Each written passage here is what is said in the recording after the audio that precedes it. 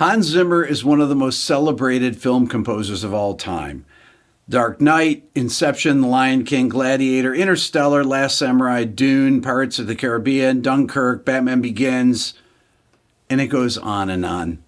I had a chance to sit down with Hans at his studio in LA last week. But before we begin, make sure to hit the subscribe button so I can continue to bring you interviews like this. Welcome, Hans, welcome to you. Thank you for having me. Oh, it's an absolute delight compared to all the other interviews I had to do. Right? Somebody who's actually interested in guitars and art and stuff like that. Hans, I've seen this room many times on film, in pictures. It's a beautiful space. How important is your space, your environment, for being creative? Hugely important, because most studios I've been to have been built to sort of be intimidating, or they pretend to be hip, but you sort of still know it's a business environment. The clock is ticking.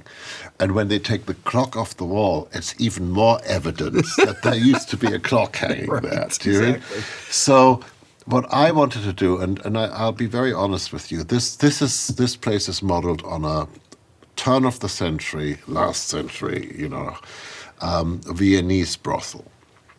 Because I felt people, like the red is sort of, it's cozy, but at the same time, it's a little bit exciting. Yeah. And I found that the advantage of this place was people loved talking to each other and coming up with ideas and being honest and creative, and nobody minds hanging out. Nobody knows what time it is because, nobody knows what country they're in. Right. So that was sort of really important. And it's just a place where ideas flow, and people like to be here and people like to hang out. And we have a pretty good wine cellar if you should get a little thirsty. And if you want to break the rules, this is the place to do it. And if you want to follow the rules in comfort, this is the place to do it. The whole complex is pretty big. This is just my room. But, it's full of people who know how to fix things as well, which I think is really, really important. I was one of the first people to really get into computers and music. Yeah. And then there came a point where I was just, there's a new operating system every few months. I just gave up. I just went, I need to concentrate. I need to concentrate on my music, and writing something new is a learning process as well. I once said to John Powell, why does it take me 2 weeks to write a new theme for a film? And he goes, well, you've got to get it under your fingers first. And I thought, oh, that is so wise. It is exactly that. It's like learning a new riff, with an awkward fingering. You just have to go and just play it slowly, and maybe after 2 weeks it'll flow. So it's all the same thing. So I started to subtract things out of my life, and I started getting very good at the things that I kept. For instance, software synthesizers. 90% of what I do is done on one software synth, and I've been working with that thing for so many years now, and I still haven't run out of ideas. And what is that? That's Urs Heckmann, Uhi Zebra. It's the Dark Zebra HZ. It's the Hans Zimmer model. I suddenly get an idea that needs 6 resonating filters. And he's going, why do you guys need this? Well, I can't explain it, but when you hear it, you'll see why. Then there's this other little synth, which is called the Legend HZ, which is basically a mini Moog with one important improvement. You don't have to do that switch for the decay, right. For the release. Yeah. You actually have a proper release. But it sounds as good as the real thing, and we have a few of the real things around. And then the real things are just like, I can shut my eyes and I can just go up to them and I'm at home. And what makes them sound great for me is that I'm so familiar with them. I'm not a big, analog versus digital guy. I'm just going. If it sounds good, it sounds good. I don't care. You don't care how it's made. No, I don't care how it's made.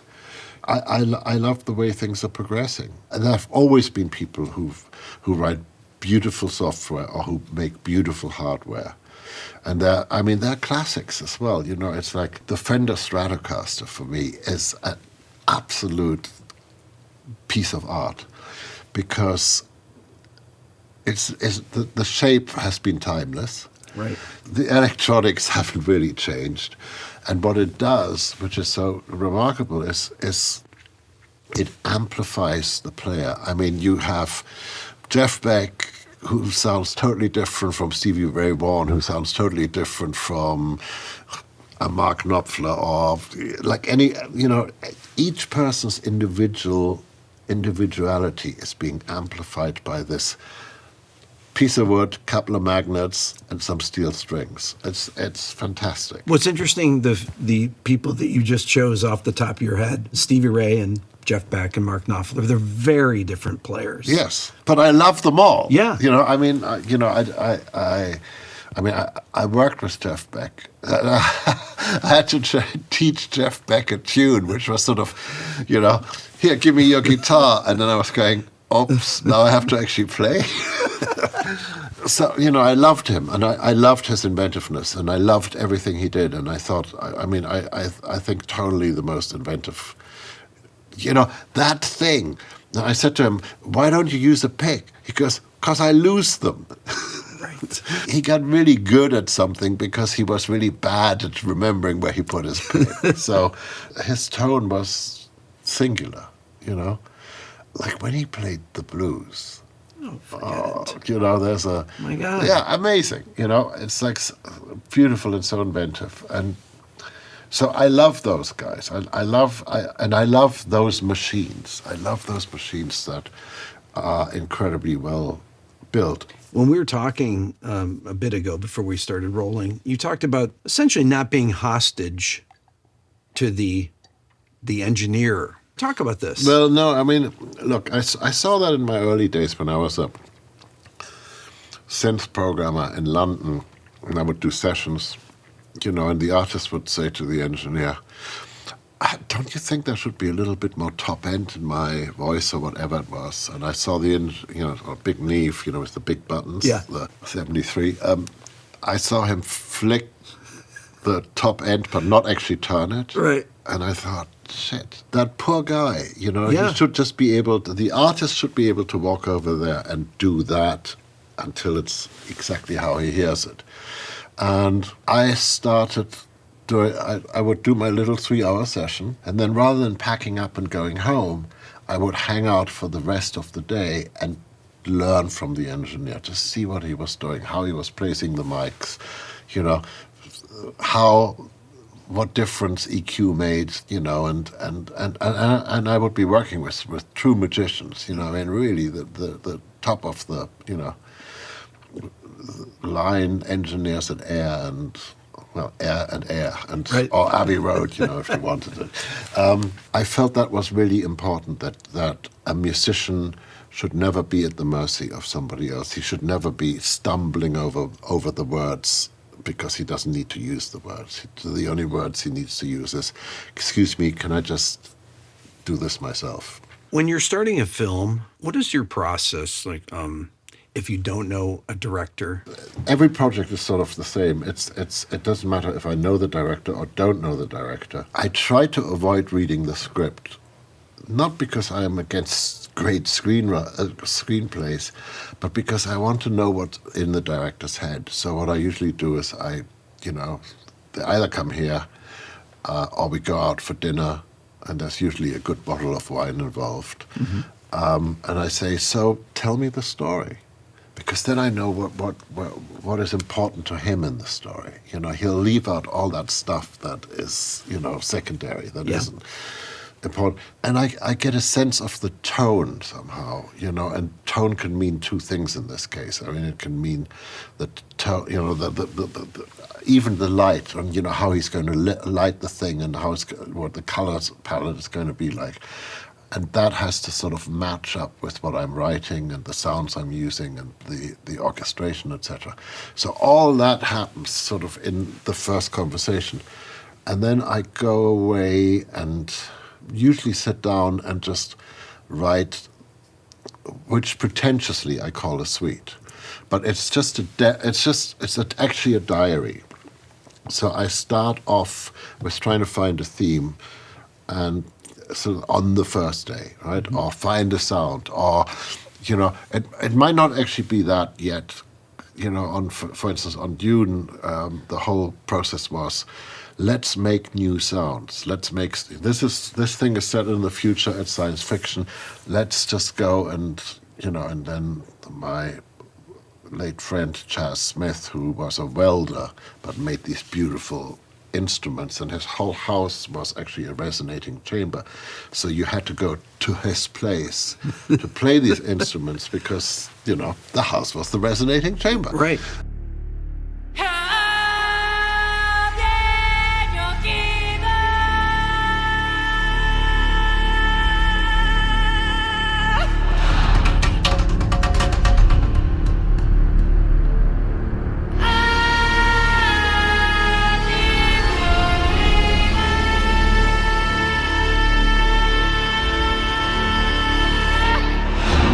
So it was inventing instruments, you know, go on big sampling expeditions, you know, program a lot of sounds, etc. And then I sit down and then I just start writing. And I every day I write a little bit. And I don't go back, I don't correct. And so I just go through it until inevitably the music editor or the director or somebody says, you know something, I think it's time to write the picture. I think it's time. A prime example is you know, like Inception, for instance, where I was writing without having a picture because Chris was shooting. Mm-hmm. And then he finished shooting and I said, okay, let's have it. Let's have the picture. And he said, well, you know something? It's been going so well with you just writing and giving me these pieces of music. I want you to finish the score, and then I'll show you. Was he using them as like temp music? Yes, absolutely.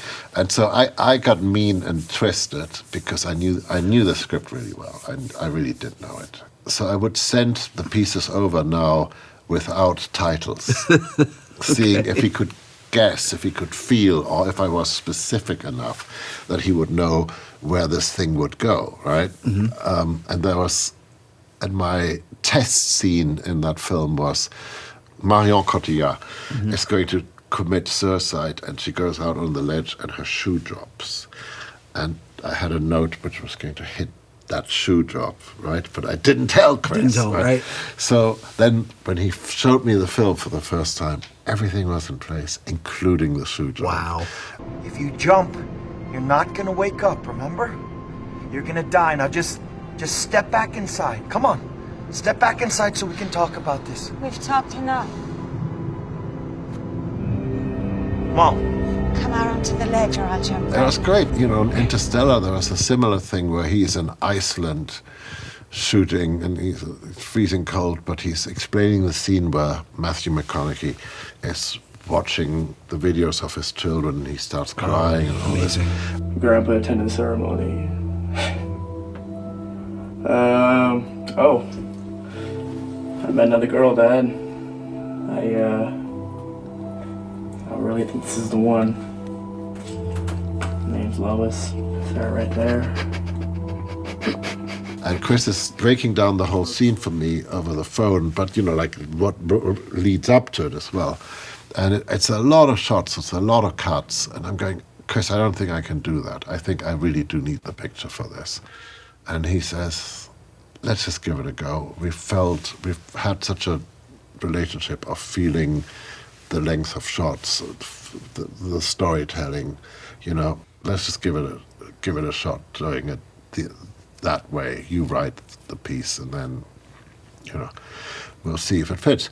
So I wrote it and I sent it to him in Iceland, He didn't phone me. I had to phone him. I had to go, well, well, you know, is it a disaster? He goes, no. It was two. I cut 2 frames and it was perfect. But you see, this is what I think the job is. The job is not to listen to the director telling you what the music is he wants, because if he knows what music he wants, then he can do it himself. Right. My job is to sort of listen to him tell me the story and then do the thing that he can't even imagine.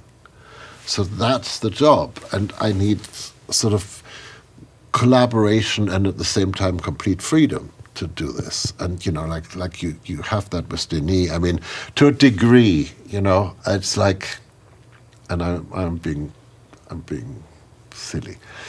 He's got one shot in this first part of Dune when they arrive on the planet, and you know there's a guy playing the bagpipes, which I actually thought was really great, because you know if somebody was playing a fanfare trumpet, I would have asked him to cut it out.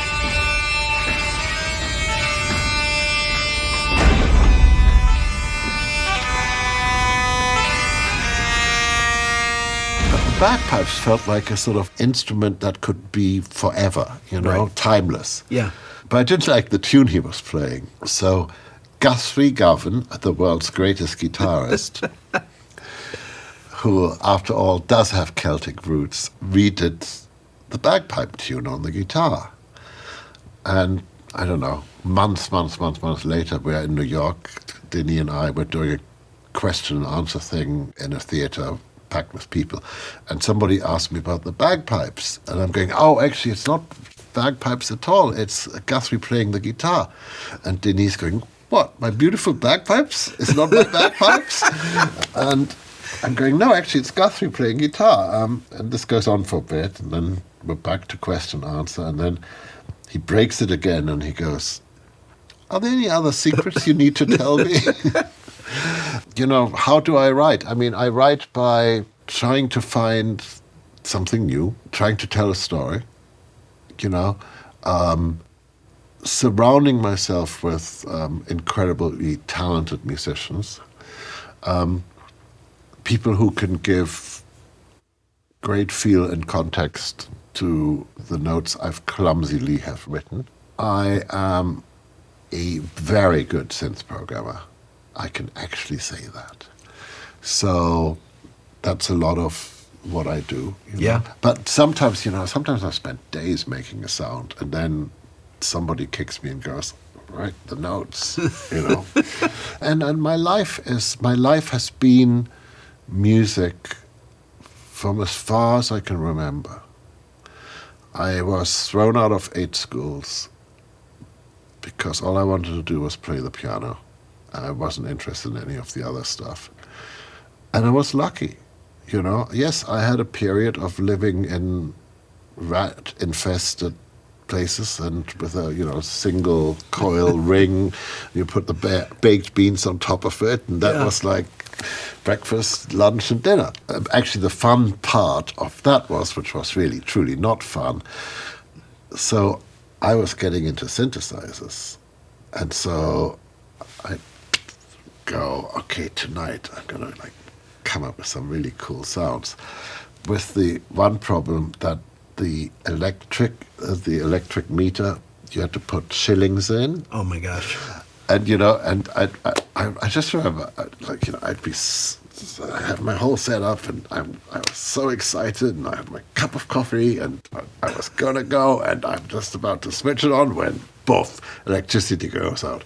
And of course I don't have any shillings, so I'm just sitting there all night in the dark. You know, I waited until the dawn came up and I went for a walk, you know. I mean, so yes, I come from that period as well, you know, and then, you know, I was just lucky. I mean, I was found by Aerodel, which was really a George Martin company, and this woman, Maggie Rodford, who, you know, went, she needed a synth programmer. Okay, I can do that. You know, and then George came and sort of took me on board, and then this composer who was working there. Stanley Myers, who'd written The Deer Hunter and written that great guitar piece. Oh, amazing. Yeah, amazing. He sort of said, hey, do you want to partner up on some stuff? Yeah, absolutely. And actually the funny thing was he had bought himself one of those incredibly complicated Italian espresso machines. He didn't know how to use it. And the deal then became, if I show him how the espresso machine works, which basically meant I make the coffee forever, he wasn't interested in how it actually worked, he would show me how the orchestra worked. Okay. So it was it's a good deal. It was a really good deal. Yeah. And I really learned, I learned, every session was, the greatest learning experiences you can possibly have. Tell me about how you communicate with directors as far as when they're trying to say, this is the kind of I sound communicate with them the same way I communicate with musicians. Okay. I never use musical technology vocabulary. Okay. It's always... For example? Do you want it a little bit brighter? Do you want it a little bit more bass? Do you want it a little rounder? Do you want it a little bit more emotional? Do you want it a little bit colder? It's because actually if you get into musical language, and you're starting to talk, a lot of it is about dynamics. Right. For instance, I know that instruments don't sound good when you play them really loud. When you hit drums really hard, they just go ping. Right. Right? When you sit next to Steve Gadd, He plays so quietly. he plays so quietly, and the sound just blooms. Yes. Right? So, it's a simple thing to say to a drummer. Just be a little bit more on top, but be a little quieter. I want to hear the sound of your drums. I don't want to hear the ping. And directors, look, I used to do a lot of commercials, and what drove me crazy when the director would say, this is true, can you make it sound more like an avocado? I learned that at the end of the day, what is really important is to use language which is clear, emotionally clear. And the other thing that I do when I have big orchestral sessions, when it's like a Gladiator film or something like that, just big, I take all the leaders of the orchestra out for dinner the night before the first session. Why is that? Because then I have people in the orchestra that have gone through the parts while we were at dinner. So I have my lieutenants already, So when I say, well, actually it should be this or that and the other, they're already translating. The bass section is already translating to the bass section what it's supposed to be. The violas are already, and somebody already knows what this movie is about and what this music is about and what the whole thing is supposed to be sounding like. Because you have to have your allies in the orchestra, because the normal thing is you just go in and they just read it, because they're fabulous at that. But then you have to go and waste an enormous amount of time to go and explain what the attitude should be. Because attitude, I think, is everything in music. Plus, I like them. I like going out to dinner with my muso friends, Hans, they have such elaborate sound libraries now, or, orchestral, where you can put an orchestra at your fingertips. Yeah, I started that. You literally started that. I started that. Give us the history. But I'll tell you the history. The how history long ago was, that was. God, I don't know how long ago it was, but I think that it was early 80s or something like that. And the orchestras were getting really freaked out by sampling and by synthesizers and stuff like this.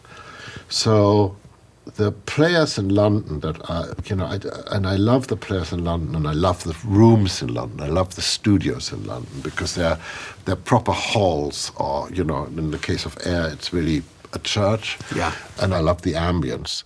So I said to them, look, if you let me sample you, I can play the directors what it will sound like with an orchestra, because orchestras were sort of going out of fashion. Mm-hmm. It was a time of Giorgio Moroder, Midnight Express. It's like synthesizers were hip, and he was the synthesizer guy going, I want to bring orchestras back. Yes. And the only way I can do that, because they're expensive, is if I play the director what it would sound like with an orchestra, and then he'll get the producer to give us the money so that we can go overseas or wherever we go and Hire an orchestra. hire the orchestra. Yeah. And of course, the advantage I had with what I was doing was I was sampling the same players sitting in the same seats with the same mics as later on I was going to record.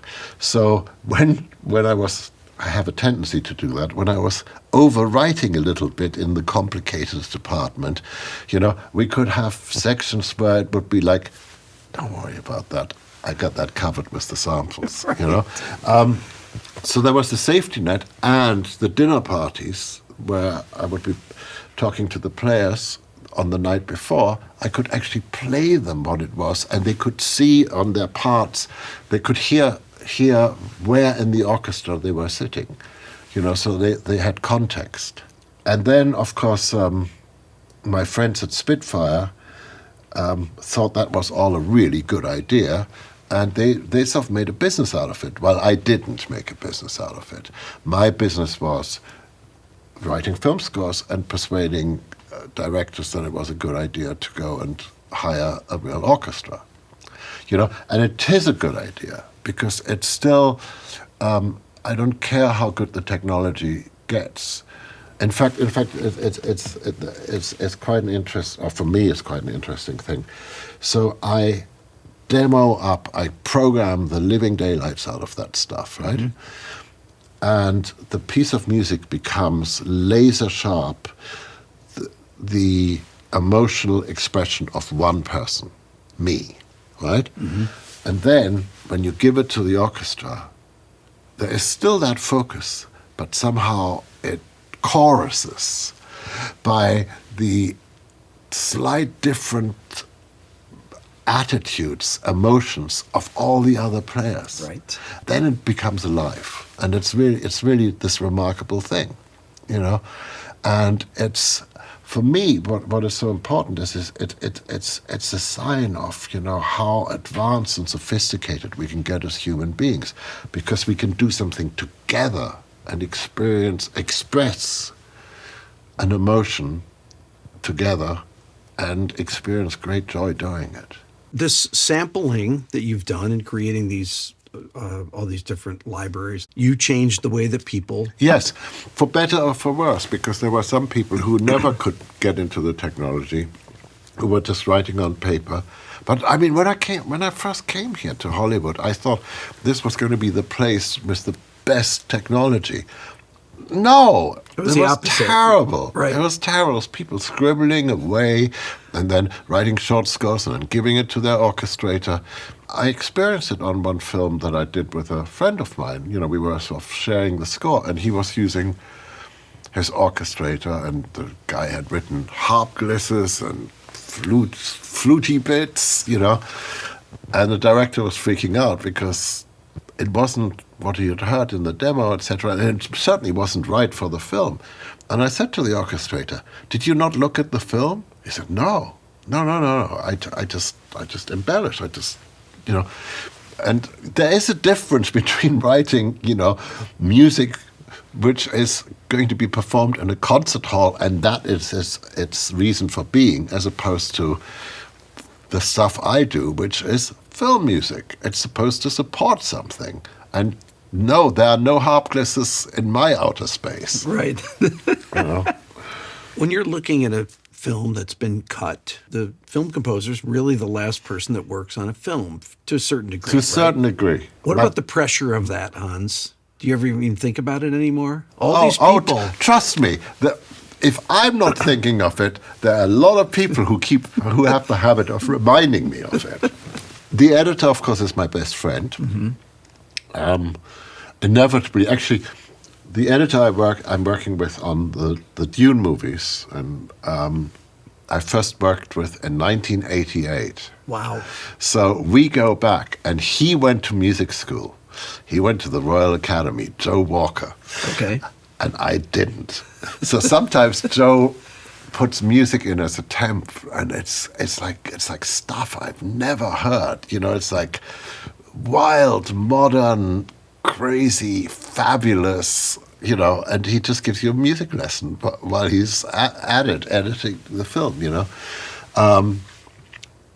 and it's great to have that sort of a relationship, whereby he completely understands how difficult it is what I do, and so he cuts in a very musical way. I mean, the editor is always my drummer.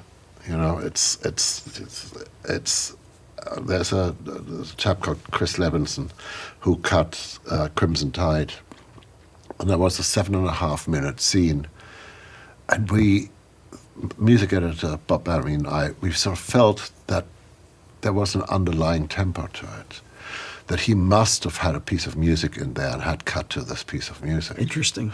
And we figured out what the tempo was. Okay. And then I asked him, and he said, no, I just cut it freehand. Wow. Good editors have a good sense of rhythm. Let's talk about something, because people that are watching this that might not know when we've used this term temp. Oh, okay. Temp is, while you're editing your film, you have to get ready to show it to an audience to just sort of see what's working and what's not working. So you have to put temporary music in, and sometimes people like the aforementioned Bob Badamy will trip me up by putting in Samuel Barber's Adagio for strings, but done on choir, and I'm now supposed to beat that, right? Right. So that was like a bad week. But really, what it is like, there's temporary music in it, and now you have a choice. You can go and say, oh yeah, okay, I like that style. I get this. I can do this and sort of copy it. Or you can go, hey, I have a whole other idea, and I'm going to just go and throw this temp out and do the other thing.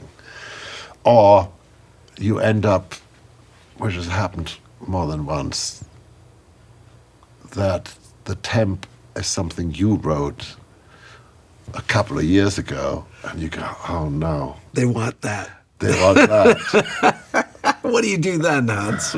Yeah, there are certain pieces of mine that keep popping up. Keep popping up. Yeah, and it's like, but you don't understand. This is as good as I got in that style. That's all I can do. So the only thing I can do is you go and buy the piece. Go and buy the piece, because if I move one note, it'll be something else. Right. And you won't like it. Right. And the problem that everybody in the film business has is that you're constantly being asked to do something new and original and innovative. And then you do it, and then you just see the shock of the new on their faces the first time they hear it. And now I got really good at saying, why don't you live with it for a little bit? Terence Mark, he's a dear friend, and I did Thin Red Line with him, and he hadn't done a film in 25 years, and his last composer was Ennio Morricone, and you can't get any better than that.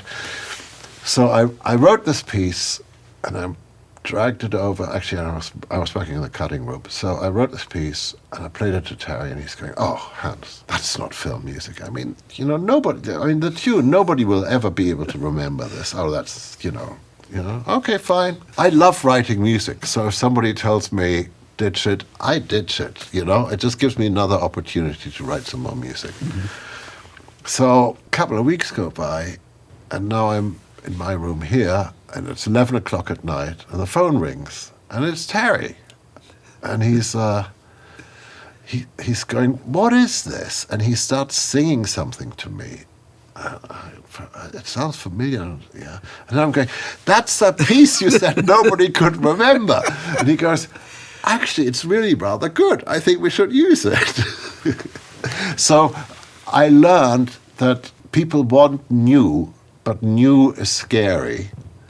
And they can't, unless you wind things down to the lowest common denominator with a lot of familiarity in it, with a lot of familiar moves in it, you have to beg them for some time to get used to it. So it's not quite as new and not quite as shiny. And then suddenly, we're going to be all right. When you program an orchestra, if you're doing a mock-up of a scene. And then you actually bring in the orchestra, and the director's already heard and used your music in it, your mock-up of it. And then they hear the actual players play, and then they're like, well, that doesn't sound the same. How often does that happen? It happens. It happens, you know, and you finish the session and you just say, okay, we'll just go with the samples. You know, it's not the whole film. You know, it's always just like a little bit, you know, a little thing, which they got very used to, how 16-bit samples, you know, with maybe not the best D to A and A to D converters sounded, you know. I mean, they have a sound, you know, so, you know, and sometimes that's the sound, you know, I'm not going to argue with that. I'm not going to argue with, but what I am going to do is make the orchestra play it beautifully, nonetheless, because they earned that right.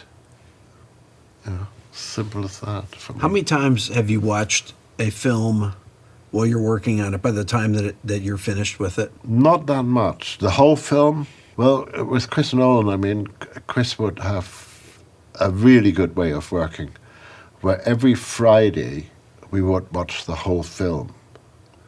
And it would really be nibbling away at the beginning, you know, like, and so each Friday, a whole bunch of problems had been solved, and we were now focusing on another set of problems. Would you start in a certain part of the film and watch to the end, or you watch the whole thing? Just watch the whole thing. Okay. You know? Because the whole thing is what a Is how film people is. see The it. whole thing. Yes. You know.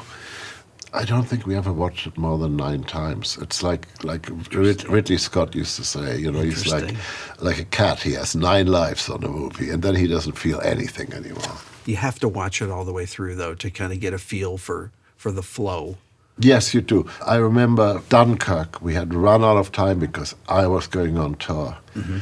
And I got a phone call from Chris on the tour bus about this one scene, and there was a problem with it. And I said, you know, look, what you do is you take this piece of music and you put it onto this cut, and then I could remember the shot sequence, you know. So that sometimes I can't quite remember what's going on in the shots, but I know the shot sequence. I know, you know, how long a shot is. I know what the color is. I know how bright it is. So I made Chris my composer, basically. You know, I sort of dictated to him to take this piece of music, cut this out, put this over here, take this, put that over there. Film came out. Film was fine. Film was great. Right. Talk to me about your live shows that you've been doing for now 10 years. Why did you start to do it? Because I was bullied into it. I was mercilessly bullied into it by Johnny Marr and Pharrell Williams, who sat me down on the other couch over there, and they sat, you know, really close, so I couldn't get up. And they said things to me like, you know, you have to have the courage to look the audience in the eye. You have to have the courage to come out behind the screen and do things in real time. And I kept saying, no, I get stage fright, which is absolutely true. They said that's not an excuse. That is just a byproduct, you know. Basically, everyone, if you don't have stage fright, you're not feeling anything. You're not being honest with yourself. And they couldn't win the argument. And so after about an hour, like, they got up. Johnny walked out the door first, and Pharrell sort of stood in the door and said, look, I'm playing the Grammys this year. Do you want to play guitar for me? I thought, only an idiot would say no, you know? And so I did that. And it was Pharrell's show, and he was the most... I mean, he was so kind because he just kept his eye on me during the whole, you know, live thing, just to make sure I was all right. And then I had a friend in London called Harvey Goldsmith, who, you know, you go, Harvey, David Bowie. Oh yeah, I used to put him up in this in this club over there. Bruce Springsteen. Oh yeah, I was in New York, and this guy told me to go and see this band, not the main band, but the support band. And it was Bruce Springsteen, and he was great. So I said to him, I want to bring you to London. And Bruce said, what do you mean London? We only just got to New York. So, and then Harvey did Live Aid, which is really how I met him, because I had friends doing Live Aid, etc. So I phoned Harvey. I said, do you think if I did a live show, anybody would come? He goes, yeah, I think so. And I said, so what do you think it should be? It's like Albert Hall, orchestral sort of music. He goes, nah, don't do that. Don't do that. Hammersmith, which is where I saw Bowie, where I saw Humble Pie, where I saw, everybody. He said, Hammersmith, we'll book it for 2 nights and we'll put 1 night up for sale and see how it goes. And we sold out. And so he could say, by popular demand, he put up the second night. And Johnny and Pharrell came to play and be supportive, which was great. The audience didn't know that was going to happen. So that was like a lot of screaming. And first night went great. So I went, great. That'll be the end of the, of the stage fright.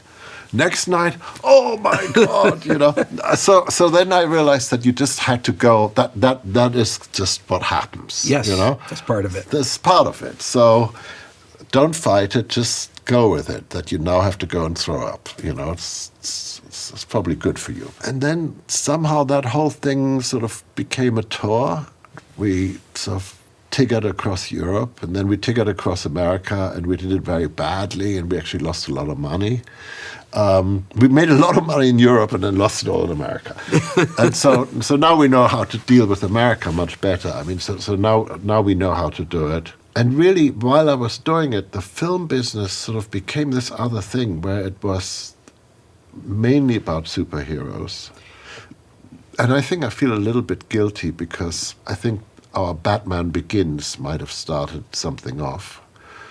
I mean, I did Spider-Man, I did Wonder Woman, so, it's like, and that was enough. Just for me, that was enough. Yeah. But there weren't any other movies really being made, and so... Why did the film studios want to make those movies? Because you could do sequels and because they you make could money. do sequels and they make money, and you only have to make one costume for the guy, and Right. you just have to build one Gotham City. Is it at the expense of developing new stars? I think it's at the expense of developing new stories. New stories. I'm old now, but I remember doing very daring movies, that had full support from the studio. Look, Gladiator is a really stupid idea. It's like men in skirts, bashing each other over the head. And it wasn't going to be cheap, I don't know if you could say to somebody, we're going to do Gladiator, and, oh, by the way, CG hasn't been fully developed yet. And actually, this room, literally where you're sitting, was the Gladiator cutting room. And I remember us having a meeting with not just the producers and Ridley, but the studio. And we were out of money. And as you said, the composers always last. Actually, the orchestras always last. Right. And it was basically, I think this is going to be a piano score, Okay. And so the guy from the studio, who I actually like very much, said, okay, I'll give you guys another $1 million. But you right now, we're going to divide it up, so visual effects, how much do you need? And Ridley's going, well, we don't actually need another flyover shot of over the Colosseum. I think we're okay with one. So that was like 4 violas or something, Right. And so literally we bartered, we bartered the orchestra. And at one point Ridley said, why $1 million? Why not 750,000 or $1.5 million? And he said, because I'm the studio and I'm completely arbitrary, which was so fabulously truthful. And you don't quite get that anymore. You don't quite get the guys who take the risks and really love movies. I'm starting to have this feeling that people are running the show that don't actually love movies. Business people. It's a terrible business. Yeah. The risks are. unbelievable. So if you don't love it, you're not going to take the risks. Movies like Rain Man, you did the score for. Yeah.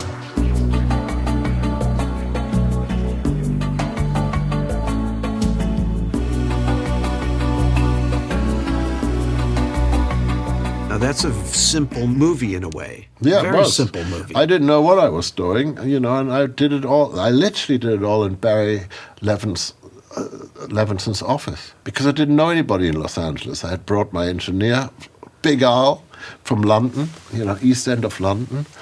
We got very excited when they put up the huge one sheet up on Sunset Plaza, and we were tourists, and we had our photos taken in front of it because we knew it was going to be our only adventure in Hollywood. But yeah, I did it all on a Fairlight. I mean, it was great, you know, because, Barry and I talked about it. It's a road movie. What do road movies do? Oh, well, it's either jangly guitars or it's strings. So let's not do jangly guitars and let's not do strings. That's right. You know? Now that kind of a movie is Impossible to impossible. make. They would never make a movie like that. No, I don't think so. I mean, I did a really interesting movie last year with Steve McQueen called Blitz, about a little boy, just Second World War, London, bombs falling, with the most atonal, dissonant score. I actually said to Steve, I'm going to make a score that you don't want to listen to, okay, and we'll never get a soundtrack album.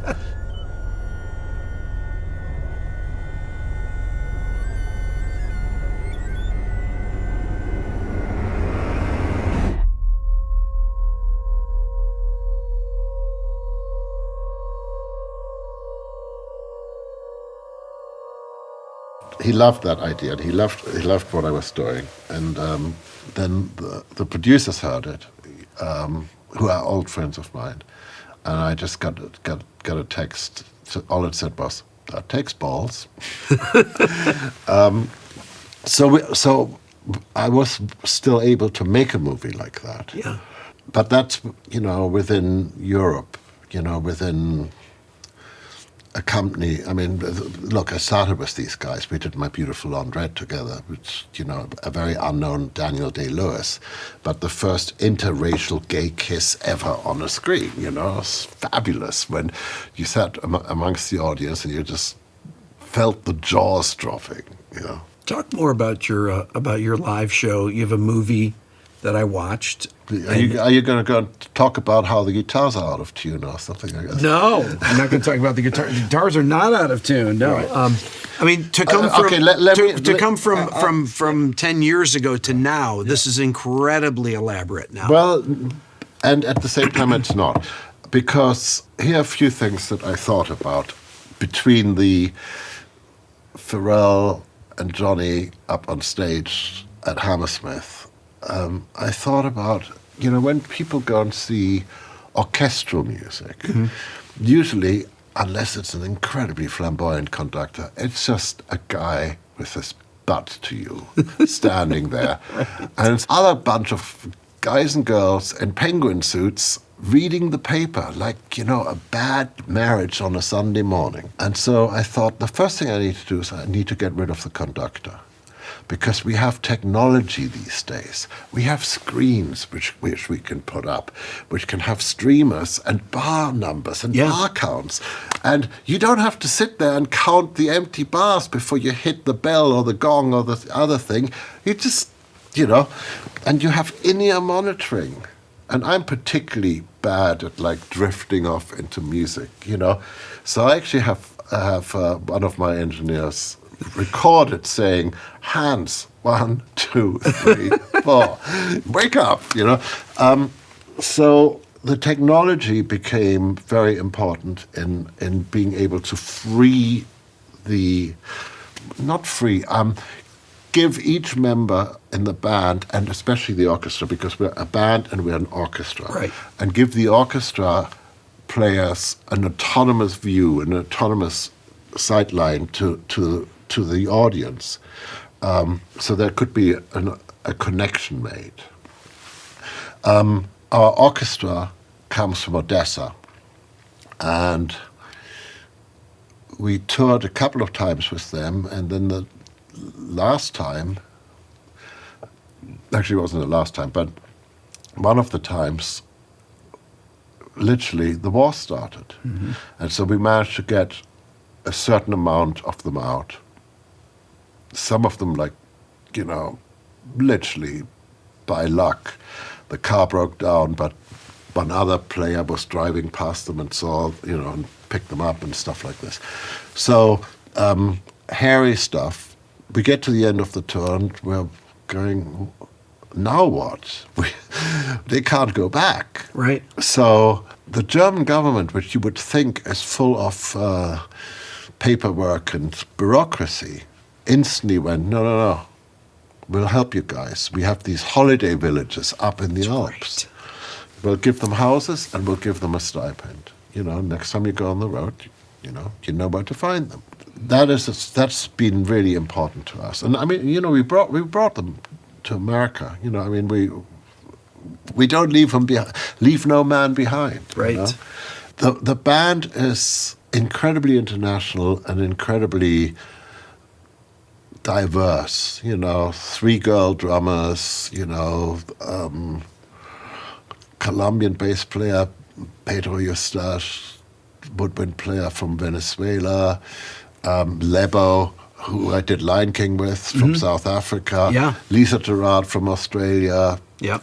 You know, it's just sort of carries on. You know, it's like we are the United Nations. I like it that you like Lisa Gerard, for example, from that did That Gladiator. compounds. Exactly. No, who else should be singing? Right, exactly. You know? And Loa Kotler, who is the voice of Dune. Yeah. She's from Brooklyn, you know. So, you know, so yeah, we're very international, you know, Brooklyn included. There's a scene in the movie that I think it's you and Jerry Bruckheimer are talking about Pirates, about the score that there's another composer that had done Didn't the work score out. That didn't work out. I'll tell you the truth here. I had promised Tom Cruise and Ed Zwick on The Last Samurai that I wasn't going to be moonlighting on anything else. And I get a phone call from my dear friend Gore Verbinski going, will I? Oh, hang on, I need to go back. I was working with Gore on The Ring, and I said, what are you doing next? And he goes, I think I'm going to do this Pirates movie. And I'm going, what, from the ride from the Disneyland? That's a terrible idea. You know, and like every time he came in, I'm going, how's the Pirates movie going? And he goes, well, I got Johnny Depp. And I'm trying to hide that I'm going, oh, that's quite interesting. So anyway, off he goes, different composer. And then I get a phone call on a Sunday. I think I'm in a bit of trouble. Can you come in and have a look at the movie? I will look at the movie, and I'm just eating my words because it's wonderful. It's funny, it's exciting, it's beautiful, it's brilliant. It's really good. But I promised Tom and Ed that I wasn't. So were you in the middle of that movie? I was in the middle of Last Samurai. Okay. Yeah, and so another composer here, this guy called Klaus, I said, I'll help, but Klaus can do it, right? You know, and they're going, okay, if you say so, if you vouch for him, Klaus Badelt. And I walk in on a meeting where Klaus is playing them some stuff which is sort of avant-garde, and I just see and he's explaining to them what they should be listening for. You know, never explain your music. No. If you have to talk explain, music, you know, you're losing. Yeah. And I just see the horror on Gore and Jerry's face, you know. And I said, okay, I'm going to go home. I'm going to go home and write something. And it's somewhere on the internet. You can find it. It's shameful, but you can find it.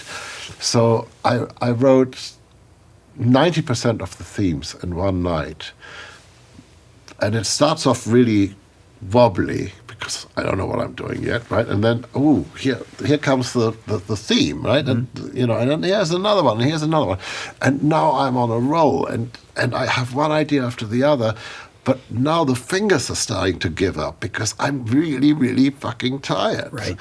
So like the drums stop in the middle of a bar, but you know, the little fingers are still sort of out of time going. And there's another tune, and there's another little tune.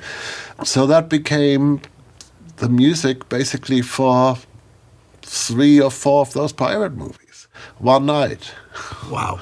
I'm not saying it's art, but you know, it's fun.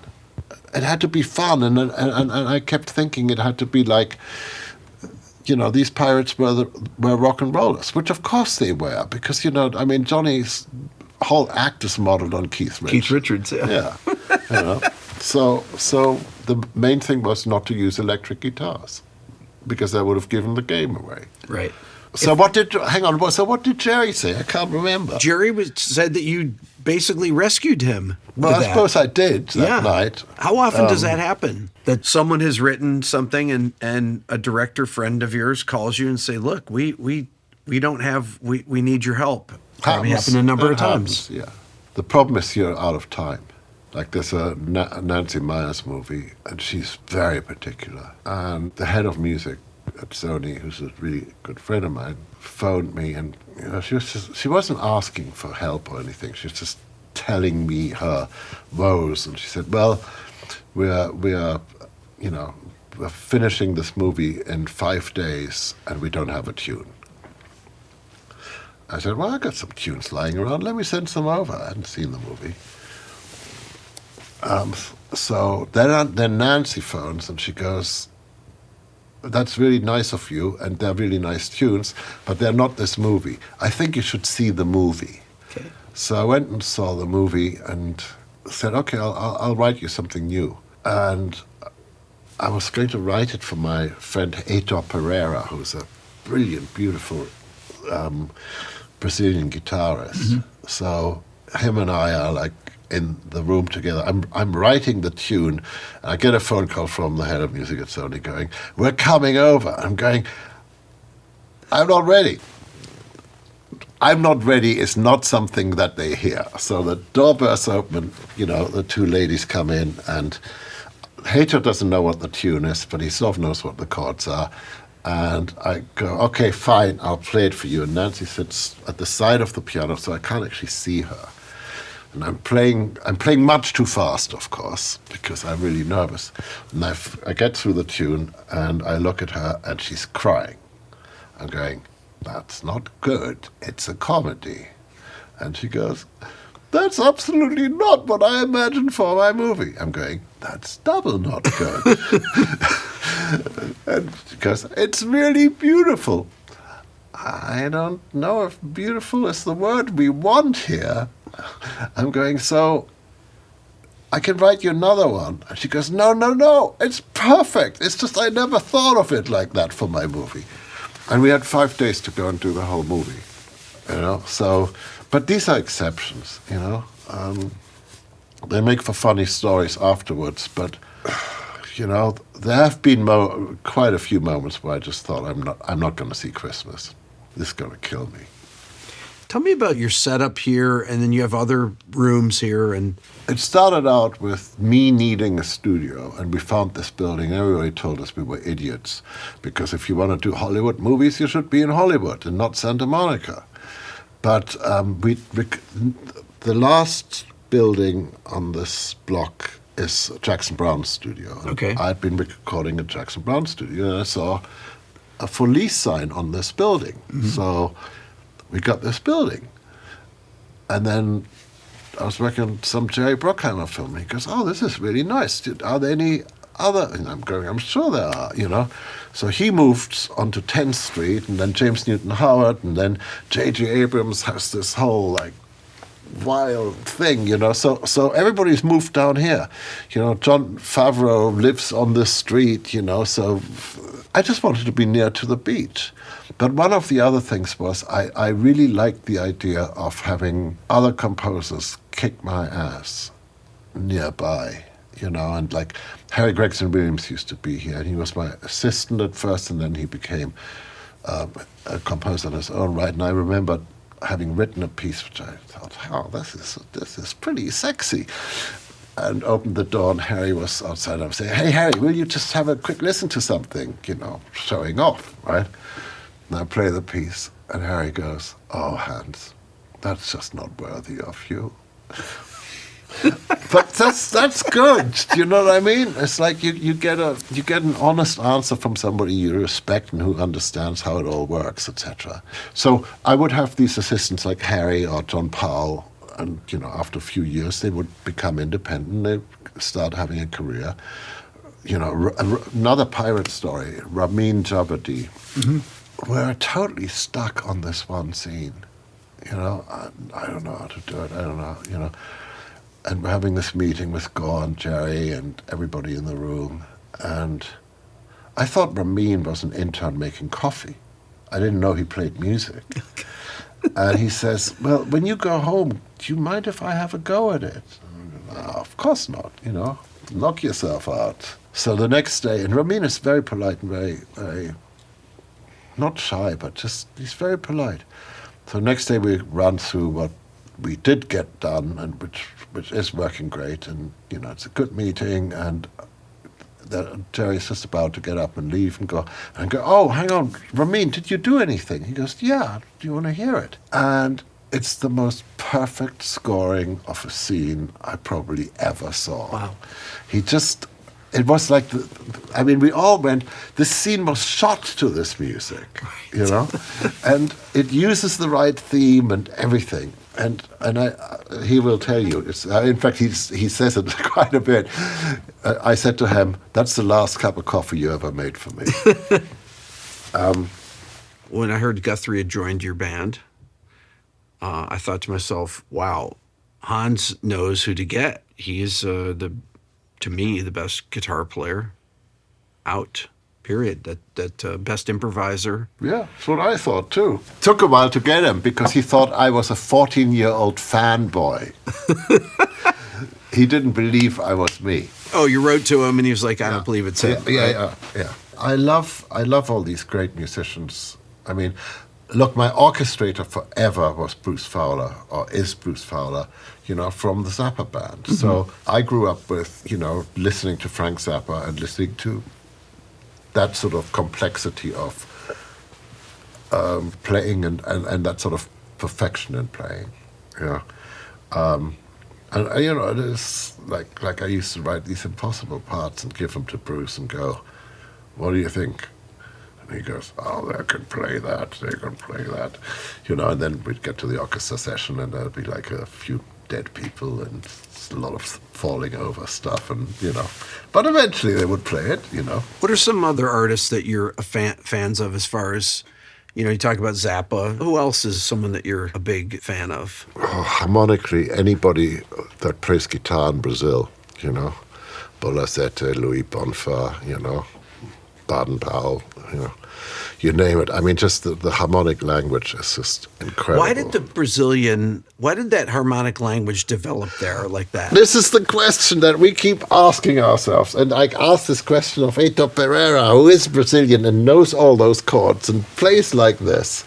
And what I love with him is, I do a 3-chord wonder, C, F, G, and he goes, well, you could play it like this, but you can play it like this. Oh, you can substitute this, and da-da-da-da-da. And suddenly, whoa.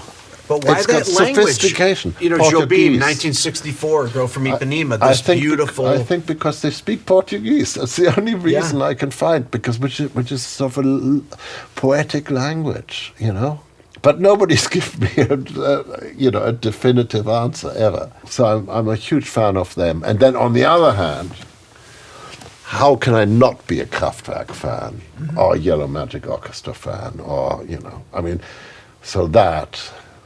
Then there's a little Italian band called PFM. I always loved them. Obviously, I'm a fan of my little brother Pharrell Williams.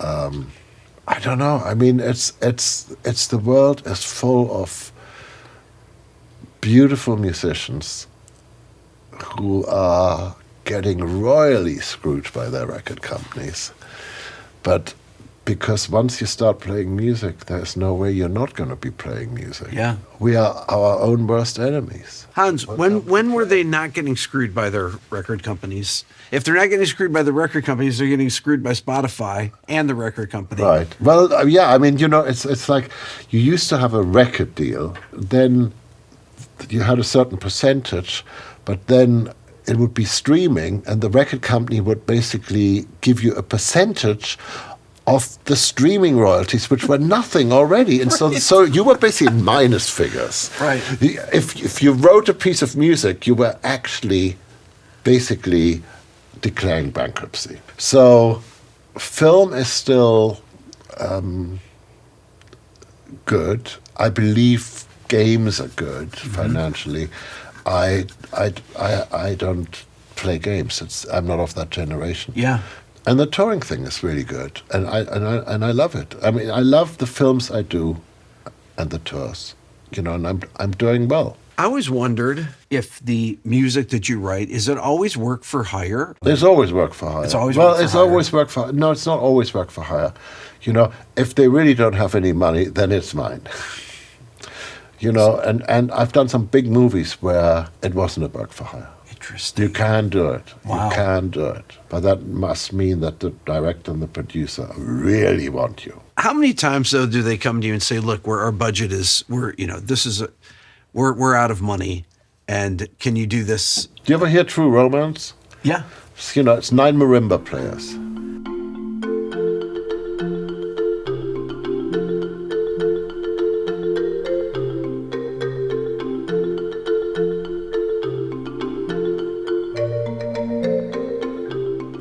Start off with Tony saying, "Hans, it's going to be great, this movie.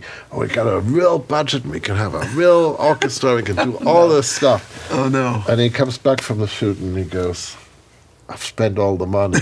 I'm going, "What do you got left?" "I got enough for 9 musicians." And I thought, let's book the most of useless musicians.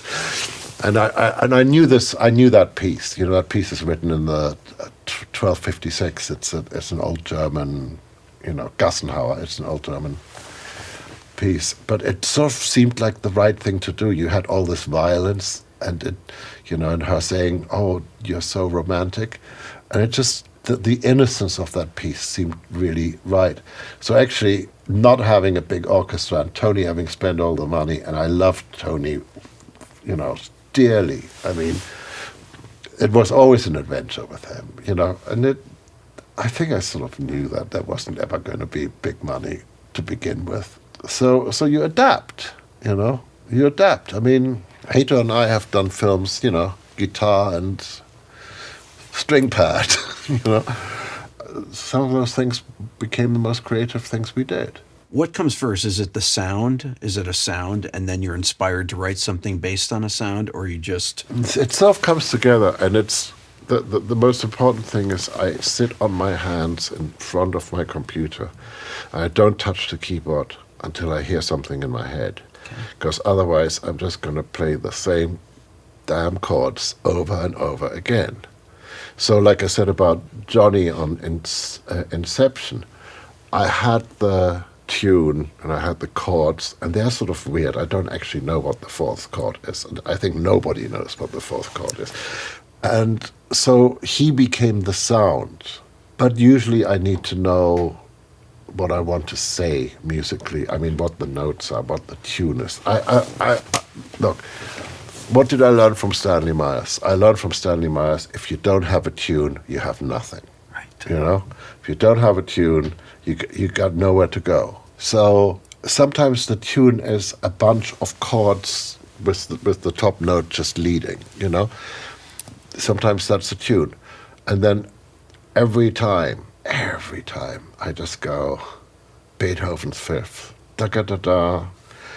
How did he know? How did he know that, kids are walking past the piano and they just go, da-da-da-da, right? But they don't make like a magic castle of colors and invention out of that. How did he know the possibilities?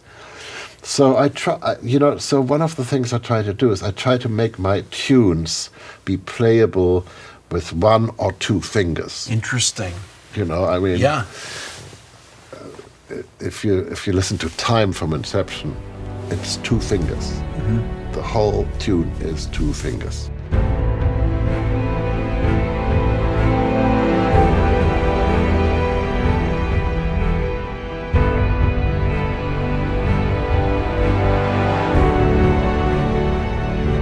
Go wild in the orchestration, go wild with the sounds, etc. But the tune needs to just be honest. What of your scores do you feel pushed you out of your comfort zone the most? Or do you feel like every score you need to push yourself out of your comfort zone? It's really a question for Alejandro, because it's like, you know, he being my assistant, he never gets to go home. And he gets to suffer because I'm always out of the comfort zone, and it's killing me. But it's good, you know. It's like because here's the problem. I'm having a conversation with the director right at the beginning, and I come up with an idea, and I tell him what the idea is. So now I have to make good on this. So I was doing this movie called Power of One, which was about South Africa and Zulus, and somebody had given me a book about Zulu music, and the first line in it is, there are no indigenous instruments in the Zulu culture because they're a warrior tribe, and you don't really want to carry a piano with you while you go warring, right? So they sing. So I said, I have this idea, I want to go and make it a vocal and percussion only score. Okay. And I'll be able to do that here, right? You know, Andre Crouch singers, you know, it's like some great singers here. Man, it sounded gospel, and then it sounded more gospel, and it was really gospel, and it wasn't, there was nothing African about it. And I went back to Warner Brothers, and I'd spent all the money, and I went, I'm sorry, I failed. And the producer said, no, you haven't failed. You just made one mistake. You are not in South Africa. So that was on a Thursday. On a Monday, I was in a warehouse in Soweto with one Calric mic hanging from the ceiling, and my friend Lebo standing on a tannoy conducting the most fabulous rabble of a South African choir, you know, and the same notes were not the same notes, you know. Yeah, it's been somewhat adventurous, you know, this life. I mean, it's a good life. Do you ever binge watch shows? Do you ever find Sure, something? of course I do. Do you think about the music ever? No. Never, not right? at all. Not at all. Never doesn't even occur to you, right? No. It's just, no, I'm watching the show, you know. Sometimes I hear something which I don't like, and I go, that's when I notice it. Or sometimes I hear something which is, you know, which I just think is absolutely stunning, you know, and then I pay attention to that. But most of the time, I watch the show. Is a film score something that shouldn't be noticed? No, I think it should be. See, this is the part. This is what I wanted to prove with the shows. Okay, so now you got me. I wanted to go and play the music without showing a single image of the films, which is what we do. Right. Because I wanted to prove that it could stand on its own 2 feet. Yeah. You know, that it had legitimate value. And then it became sort of an interesting thing to sort of reverse the whole idea and make a movie of us playing film music that without showing a film other than the film of us playing it, you know? If you think about it, it's a pretty illogical or weird thing that you saw, you know? You saw film music without a film, in a film. Well, you saw, yeah. Exactly. Yeah. I mean, come on. I mean, how can you resist listening to a John Williams piece? How can you resist? How can you think of that as anything other than high art? You know, Close Encounters of the, you know, it's, and I don't mean the main thing. I mean everything. It's like brilliant. You know. Ennio Morricone, what a bunch of tunes that, you know, I mean, The Mission, it's just, and the Westerns, and, you know, Jerry Goldsmith, all those masters, you know, and then there's Quincy Jones, you know. What is your advice for young composers? Get a real job. No, you No, that's exactly not the advice I would give them, because everybody gives you that advice. You know, when I walk into a room like a party or something, without sort of where people don't really know me, and you know, Is there such a place? there sort of is. Come on. No, there sort of is amongst bankers or something. You know, but Americans have a habit of very quickly asking you, "So what do you do?" I go, And what do you say? I'm a musician. And they go, no, what do you do for a living? And it takes a while before I can persuade them that I can actually make a living at this thing called music. So what's my advice to musicians? But you have to be incredibly lucky.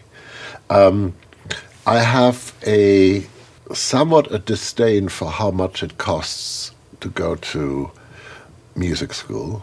I had one assistant who owed $250,000 in fees, and she had studied 20th century chamber music. Oh my gosh. And nobody ever said to her, "You know something, girl, you're going to have a hard time making ends meet with 20th century chamber music."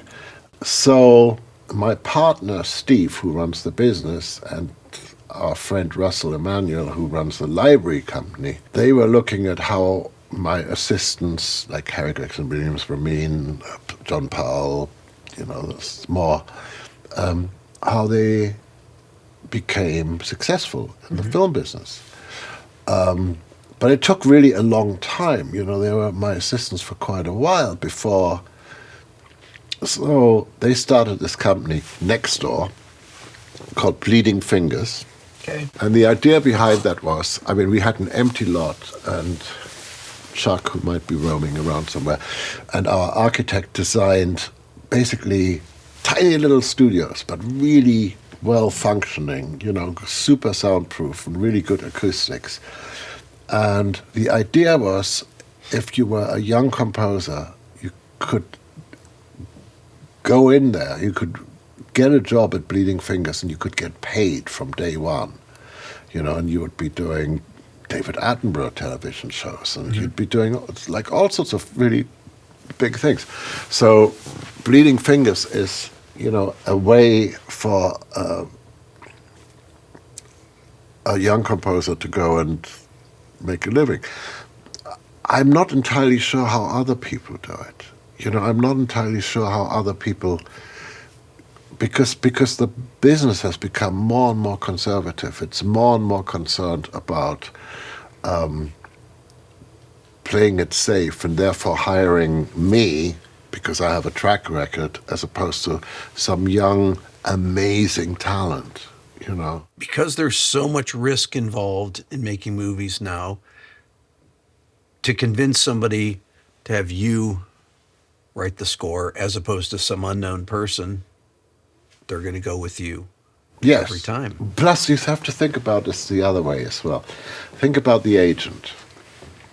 Now, the agent's got a new composer on his books, and there's a big film out there, right? So, if he phones for the new young composer, who maybe gets, I don't know, $10,000, let's be real, $60,000 Okay. to do the movie. Yep.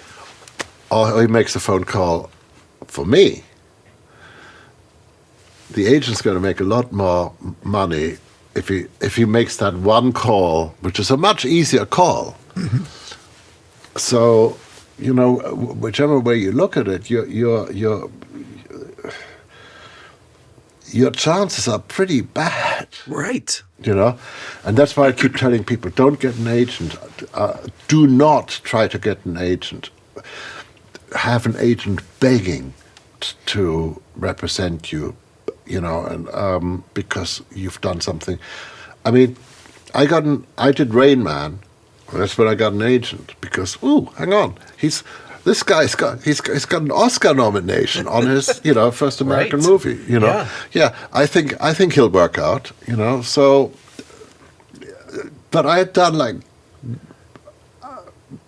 bucket loads of movies beforehand, with nobody paying any attention to it. Did you ever imagine that technology would be where it is now? Yeah, damn right. You talked about the Fairlight. Yes. Talk about the Fairlight. People hear this like, what? Standing Night, what, the mythical beast? The mythical beast. How much was a Fairlight when they first came out? 65,000 pounds. Explain to people what the Fairlight was. It was the first sampler. It was absolutely the very first sampler.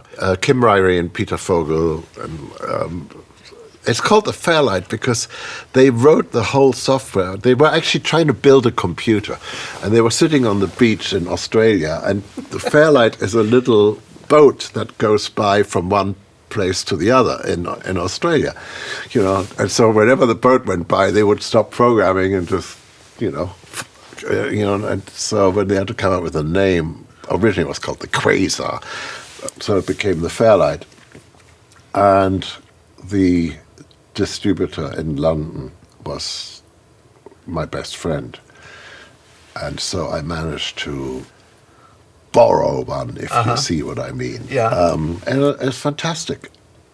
I thought it was amazing, and my recording engineer thought it was absolute shit because it was 8-bit sampling, and there was no top end, and there was more aliasing and distortion than anything. So he was not only my recording engineer, he was my flatmate. So he took it apart and started playing around with it and putting new filters in and all sorts of things, and actually ended up as the head of software at Fairlight, even though he didn't know how to write software, and then he didn't know how to learn write software. So I had a somewhat very close relationship with Fairlight because my phone bill went up astronomically because he was forever making phone calls from London to Sydney, But what was the Fairlight? It was the first sampler, and it had the greatest sequencer in the world in it called Page R, where you could see what was going on.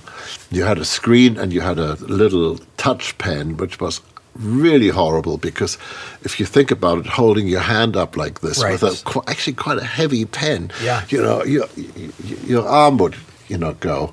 There were an enormous amount of misdesigned things in it, but God, was it great, the possibilities.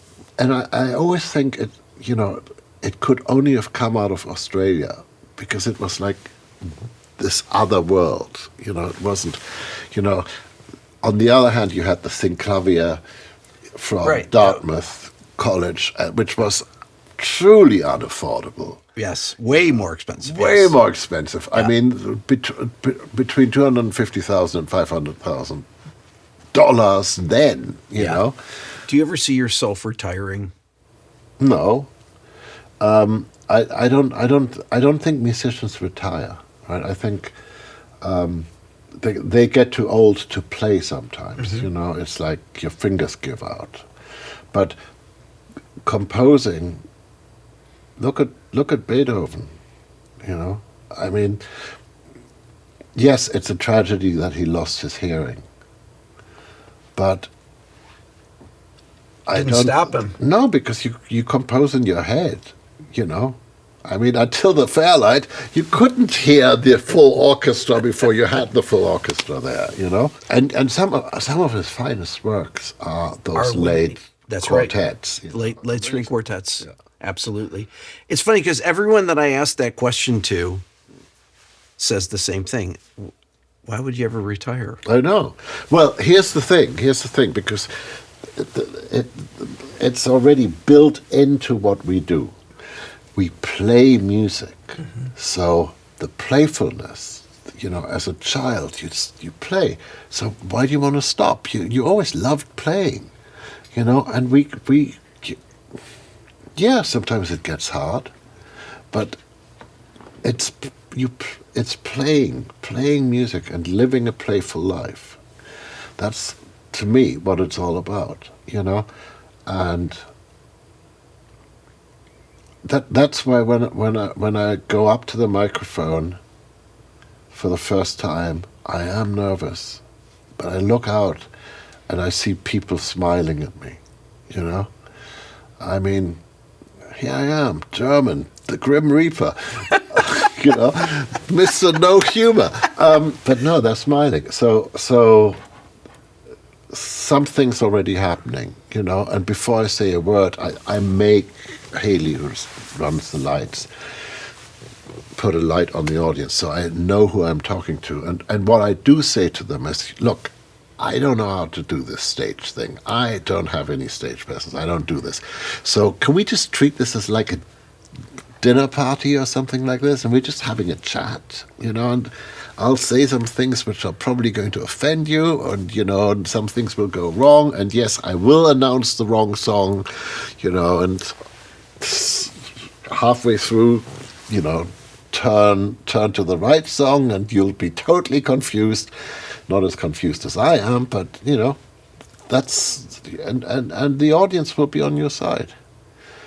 I mean, just before I did the very first show, so I'd have to name drop here heavily. I had a phone call from Paul McCartney, and he wanted me to come in and work with him. Mm-hmm. And I said, yeah, but I think I wanted to go and do this show. Go and play with my band. But I have really bad stage fright, so you might be just saving me here by offering me, a project I can't say no to. And he said, oh, stage fright. I had terrible stage fright, Come on. He didn't play for 3 years or so, and then he did a show in Paris. Mm-hmm. And I don't know which song it was, but he was playing the bridge when he was supposed to play the second verse. But he knew that his band was going to be knowing that he was making a mistake, and they were going to go to the bridge when it was supposed to be the bridge as opposed to going to the chorus. But no, they went to the chorus. So he just went, stop, stop, stop, stop, stop. And the audience went wild, and they just loved it. And, and afterwards, Cilla Black said to him, Paul, that was amazing. Do you do that every night? And he said, that's the thing. They're on your side. So he really sort of helped me, by going, they're on your side. Just talk to them, Show your vulnerability. Show who you are. And I think that was the best advice I got. And that wasn't a bad chap to get good advice from. Right. You look like you're having a great time on stage. I really want to come out and see the show. It'll be a different show. This is what I never thought I would end up with. I'm trying to do a new show, and everybody's going, but hang on, you have to do Gladiator, you have to do whatever. And now I'm suddenly like Mick Jagger having to play Jumping Jack Flash at the age of 80, right. So I want to see if I could go and break it, and play more obscure things. I don't know. I don't know tough. what you will see. Well, it's tough because there are things that you have to play. And I have seen bands, I've gone to bands where I wanted to hear the hits and they didn't play the hits, and I was disappointed. So I've had that experience. There's a whole new set of complications and a whole new set of things to learn, which is fun. Do you know what I mean? It's like new things to experiment with, new things to, I don't know, it's play with. Just always remember you're a musician and you play. And if you play the wrong note, play it again. Play it again. Because so much of my stuff has been written by playing the wrong note and going, ooh, but that's interesting. Yeah. I can do something with that. It's just throwing a little bit of pepper into something which is a bit bland. when I interviewed Sting, not to I would like to hear about you interviewing Sting's, Sting. I said, how important is surprise in music? And Sting's like, surprise is Totally. everything. Absolutely. He says, if I'm not surprised in the first 8 bars, I stop listening. Oh, I would have said 4 bars.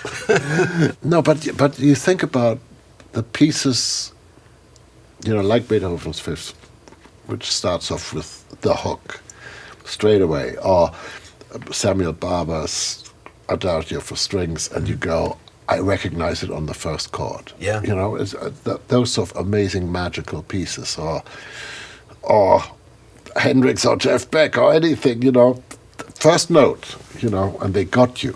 Name a perfect song, a song that you think is just something that you think is a perfect song. But you see, this is normal. I always know what the perfect song is, and then somebody asks me, and I have no idea anymore. There are Paul Simon songs which are perfect. There are Manu Chao songs which I think are perfect. There are, God only knows, Beach Boys. Perfect song. Perfect song. There you go. I love that. That's the one. Thank you so much for making time. You're for me. very welcome. It's such an honor to meet you. That is such rubbish. God, I had to say it. I'm No, just kidding. you didn't have Come to on, say it. Hans. No, it's so nice for you to invite me here. This is really fabulous place. It's such a vibe. I really think we made a terrible mistake in the late 70s, early 80s with the beige studio, you know? And I don't ever think it sounded that good. It just was harsh. It was hard, It wasn't romantic, It wasn't poetic. It's interesting because I go into studios when I'm not doing interviews at my studio. I do them at studios because to me that's where musicians feel the most comfortable. Yet I'm always amazed at how cold these studios are vibe-wise. They have no vibe. They think by being neutral, you can do any music in there. And I think you have to. Everything needs to come with some sort of an attitude, and with some sort of a style, and with some sort of an imprint of personality. And then you can go and do any type of music in there. That being said, I made a video at Abbey Road Studios and Studio 2, and I've been to Air Studios. And Air is beautiful, and Abbey Road is, I don't want to say sterile. It's a dump. Okay, you said it. But it's a glorious It's a dump. great dump. Yeah. But Studio 2, you see, here's the problem with Studio 2. And I will get shot for this, but that's okay. Studio 2 lives on the reputation of the Beatles. Yeah. But if you listen to a Beatles record, everything is close-mic'd. Yes. So nothing, the sound of the studio has nothing to do with it. Well, I didn't even realize how big the room is. It's huge. It's huge. But it doesn't sound And when that you look at the great. pictures, they're always close pictures too. Absolutely. And the reverbs and things are from the echo chamber that's Absolutely. there. And so you don't even, it's like, wait a minute, this room is like 60 feet long. It's this huge thing, yet everything is close mic'd. Yeah, but my legs still hurt from going up and down those stairs. Studio 1 at Abbey Road is truly magical. Yes. So here's a question for you. What's the Hollywood sound? Because I tell you what the Hollywood sound is. It's like Lawrence of Arabia. It's The English Patient. It's it's Star Wars. It's Raiders of the Lost Ark. It's Gladiator. They were all recorded in England. That's right. The great Hollywood sound. The Hollywood sound Has to is be. English recording studios. English recording studios with English musicians. Yes. Which is, of course, an oversimplification because, once you get to Close Encounters and stuff like this, breathtaking American musicians, But John Williams always went back. Yeah.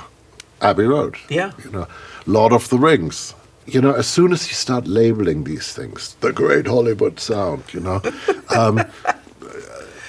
you're doing such an injustice to everything that music is about. Music is about free and different cultures coming together and different cultures playing and different I mean, there's a reason those rooms sound the way they do, because most of Hollywood is an earthquake place, so so you can't build super dense structures because they fall down in an earthquake.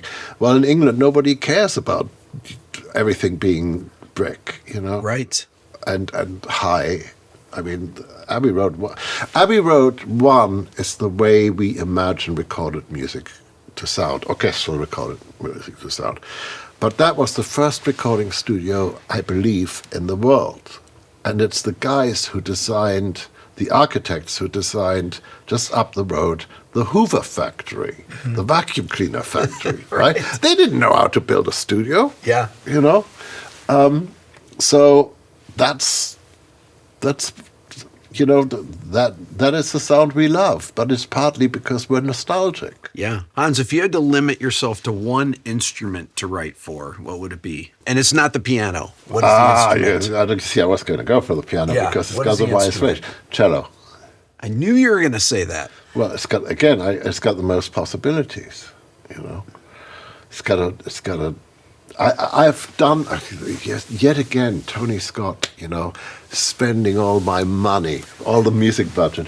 I found this great lineup: 28 celli and 6 basses. Sorry, no violas, no violins, and nothing else. And you can do amazing things, And all you have to do is you have to sort of set them up in a circle that they can really see each other,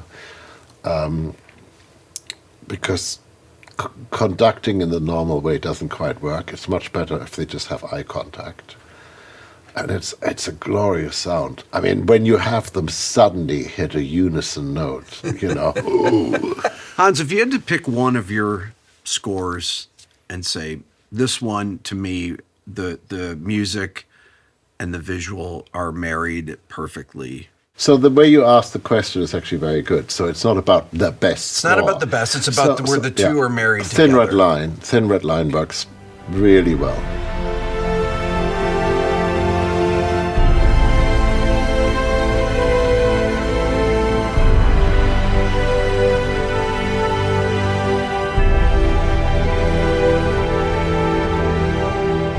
Because tell me why. Well, you're going to think I'm crazy, but that's okay. I wrote this piece. It's really simple. We put it up against picture, and it's sort of a jungle scene. And suddenly, you saw the sun shining through the leaves. And we'd never seen that before. And so we turned the music off and we watched the scene again, and we didn't see the sun. And then, so now we got really excited like little boys. So it was Sunday, so there's nobody around. So we go out and there's a cleaner. And we get the cleaner in and we go, let us show you something. And he saw it too. So, I've never been able to repeat this, but it sort of really worked. I mean, it turned the visual into something slightly different, So that was, you asked me, what's the best married thing? Now, that piece it's known here as the forbidden cue. Okay. Because people tempt this piece of music into every movie. One week I saw it in a cartoon, like an animated movie. I saw it in an urban crime story, and I saw it in a baseball movie. It seemed to fit everything, And I heard versions of it as well over the years, which weren't entirely my versions, if you know what I mean. Are you flattered when you hear that, or are you... Yeah, I just go, knock yourself out, Yeah. I mean, my music is not original. My music is a subtotal of everything I've heard all my life, I started, my mum took me to my first opera when I was 2.5, I grew up with, and my dad was like a jazz fiend, I grew up with, Oscar Peterson and the Modern Jazz Quartet and Joe Pass and, another amazing. We had the same dad. Yeah, but did you have the mom who would take you to the opera? She was she could tell any piece of music, she could tell you in the first bar, including like Stockhausen or Henze or the really sort of the modern guys. She just loved music. My dad loved Oscar Peterson and Joe Pass. Right. When I was in 10th grade, he bought me a Joe Pass record, and he said, if you ever learn to play guitar like this, you've accomplished something with your life. And my dad worked for the railroad. He was not a musician. Right. Wow. And I was like, what? And then I listened to the record. I was like, wow. Do you know that Montreux? It's Toots Thielman, Joe Pass, Oscar Peterson, and Louis Bellson. Louis Bellson. Yeah. Wow. Amazing. Yeah. Just amazing. And then I love electronic music, and then I love. It's the Duke Ellington quote, isn't it? There are only two types of music: good music and bad music. Yes. And I absolutely believe in that. Technology has always been at the service of music. The violin is a piece of technology. Yeah. I mean, certainly when I was doing Interstellar, I learned a lot about the pipe organ, which, to just quote, by the 17th century was, finished in its design, and it was the most complicated machine humans had ever built until the telephone exchange. Yeah.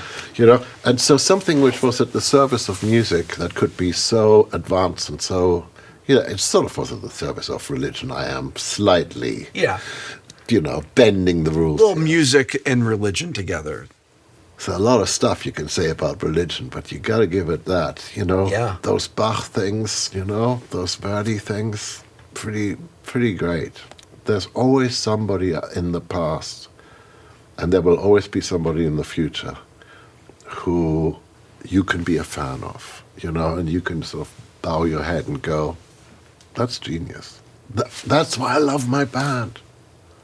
Because Guthrie plays a solo, and the whole band goes, fuck me, that was amazing, I like it when he's playing and you're just like, Yeah, exactly. It really is, and Pedro and Tina and sort of everybody, I love that every time I get this amazing surprise, this amazing gift of people playing their little socks off in the most brilliant way, and moving me deeply. And it's got nothing to do with that I wrote the stuff, because when they play it, it's not my stuff anymore, it's their stuff. So I think being a composer who's a pretty shitty guitarist and a pretty shitty keyboard player is actually a good thing, Hans, I really appreciate you spending the time, and You're welcome. It's a pleasure to see you. it's so nice to meet you in person. This is great. It's fantastic. Good. Thank you. All right, now, fuck off, everybody. God.